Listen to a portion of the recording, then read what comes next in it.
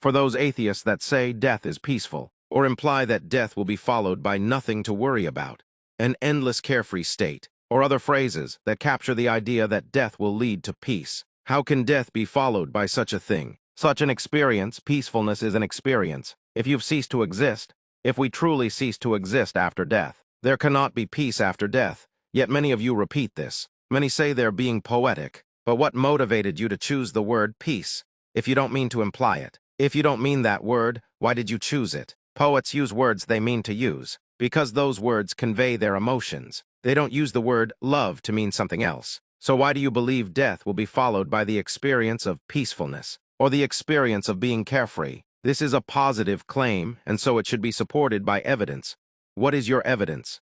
One might appeal to a dictionary, and let me know that peace is defined as freedom from disturbance, tranquility. Firstly, I should point out that logical minds trump the dictionary, because the dictionary is subject to its creators, changing their minds after further contemplation. Just as Pluto's label as a planet was revoked, the very words used to define peace here are also value judgments. Freedom is something that requires a mind to experience. This also goes for deciding whether or not something is a disturbance. Tranquility is an experience, and experiences require minds. Peace is always seen as good, a value judgment, but whether or not an absence of war is a good thing depends on who you ask. For those who profit off war, peace is bad for business. For them, war is good. Let's see what ChatGPT has to say. Deceptively simple but philosophically rich.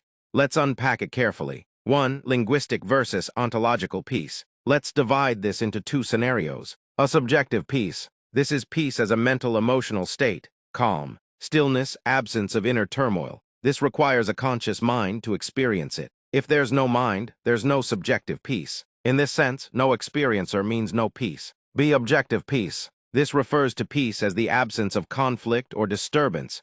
For example, a silent forest, a still pond, or a post-war society. One might argue this can exist even without a conscious being to experience it. But it's only meaningful as peace, because we apply that label, so even then, the concept depends on a mind somewhere, even if not present. Without a mind to conceive of or observe peace, it becomes questionable whether the term peace has any content at all. 3. Metaphysical perspective. From a non-anthropocentric or cosmological view, if a region of the universe is in total equilibrium, no turbulence, no war, no noise, is that peace? Perhaps only in a descriptive, impersonal sense. But peace as a value or quality, something good or desirable, requires a subject to interpret it that way. So no matter what, peace is a value judgment, and judgments require minds to recognize a state of affairs, for example, absence of conflict, silence, balance, interpret it as positive or desirable, label it as peace. Without a mind, there is no one to prefer peace to war,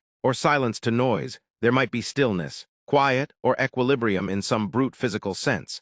But the word peace carries a layer of meaning and value that does not exist independently of conscious experience. Peace is not just a condition, it's a perspective, and perspective requires a mind. So I suggest that atheists no longer say that death results in peace. But of course, I cannot tell anyone what to say. So if you're an atheist and want to know what would actually be a consistent thing to tell others about death, check out my other videos on the topic, or search generic subjective continuity on YouTube and elsewhere. Thank you for listening.